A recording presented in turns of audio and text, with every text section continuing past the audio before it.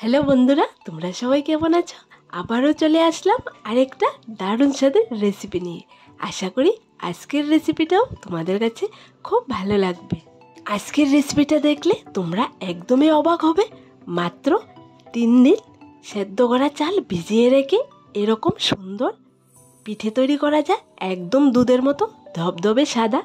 আজকে আমি তোমাদেরকে দেখাবো তোমরা কেমন করে একদম সহজে দুধের মতো সাদা সিরিঞ্জ বা কলপিঠা একদম চোখ বন্ধ করে তৈরি করতে পারবে। তাহলে চলো আজকের এই সিম্পল রেসিপিটা শুরু করা যাক। প্রথমে আমি এখানে নিয়ে নিলাম 250 গ্রাম সেদ্ধ করা চাল, যে চাল দিয়ে আমরা ভাত রান্না করে খাই। এটা নেওয়ার পর পানির মধ্যে ভিজিয়ে দিলাম। এভাবে আমি 3 দিন ভিজিয়ে রাখবো, কিন্তু সকাল বিকাল হাত দিয়ে ভালো করে কষলিয়ে চালগুলো ধুয়ে পানিটা চেঞ্জ করতে হবে। তাহলে দেখবে 3 দিনে একদম ধবধবে সাদা হয়ে যাবে চালগুলো।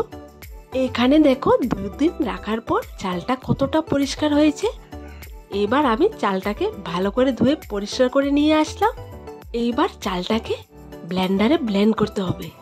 চালটাকে আমি আরেকবার ধুয়ে তোমাদের সামনে একটা মিক্সি বলে নিয়ে নেব, আর সবগুলো চাল আমি ব্লেন্ড করে নেব।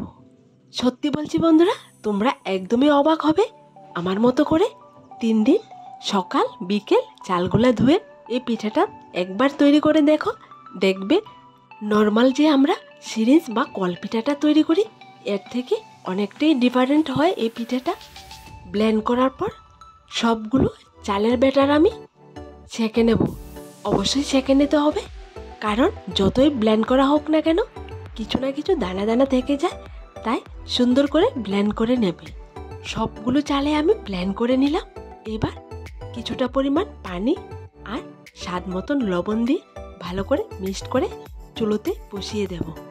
দেখো বন্ধুরা, নর্মাল চালের ব্যাটার থেকে এই ব্যাটারটা একদমই দুধের মতো সাদা হয়েছে।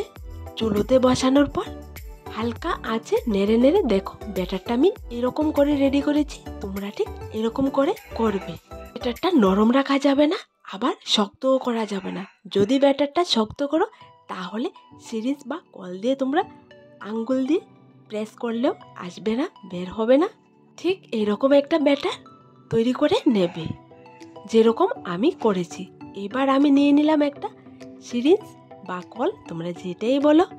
এবার ব্যাটারের উপর প্রেস করলে সিরিঞ্জ বা কলের ভেতর ব্যাটারটা ভরে যাবে, আর হাতেও ব্যাটার লাগবে না।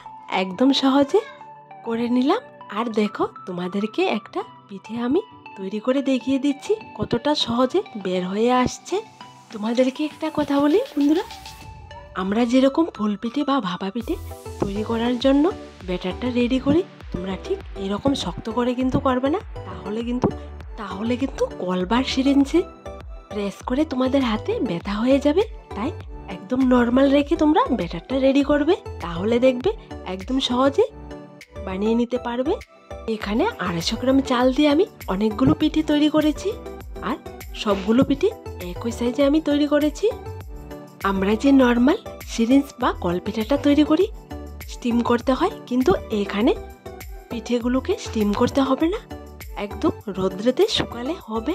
দেখো বন্ধুরা, সবগুলো পিঠে আমি বানিয়ে নিলাম। অনেকগুলো পিঠে আমি এখানে তৈরি করেছি, আর সবগুলো পিঠে একই সাইজে আমি তৈরি করেছি। দেখো দেখতে কতটা সুন্দর হয়েছে, আর একদম ধবধবে সাদা। 3 দিন ভিজিয়ে রাখার পর কিন্তু এরকম ধবধবে সাদা তোমরা পিঠা তৈরি করতে পারবে। আজকের এই নর্মাল সিরিঞ্জ বা কল পিঠাটা তোমাদের কাছে কেমন লাগলো ছোট্ট একটা কমেন্টে লিখে জানাবে। আমার চ্যানেলের মধ্যে বিভিন্ন প্রকারের কল বা সিরিঞ্জ পিঠা আছে, চাইলে তোমরা দেখে আসতে পারো। যারা আমার নতুন বন্ধু, আমার রেসিপিগুলো ফলো করো। দেখো বন্ধুরা, রোদ্রুতে দেওয়ার পর উল্টিয়ে পাল্টিয়ে 2 পাশে আমি শুকিয়ে নিলাম। দেখো পিঠাটা দেখতে কতটা সুন্দর হয়েছে, আর এখন তেলের মধ্যে ভাজলে একদম মুচমুচা ফুলকো ফুলকো হয়ে ফুলে উঠবে। তোমরা যখন তৈরি করবে আমার মতো করে, তখনই বুঝতে পারবে এই পিঠাটা নর্মাল সিরিঞ্জ বা কলপিঠা থেকে অনেকটাই ডিফারেন্ট। আর আমার দেওয়া সবগুলো রেসিপি যদি তোমাদের কাছে ভালো লেগে থাকে, তাহলে আমার এই ছোট্ট চ্যানেলটাকে লাইক, শেয়ার এবং সাবস্ক্রাইব করে পাশে থাকা বেল বাটনটি অবশ্যই ক্লিক করে রাখবে। আবার দেখা হবে নতুন একটা রেসিপির সাথে। সবাই ভালো থেকো, সুস্থ থেকো।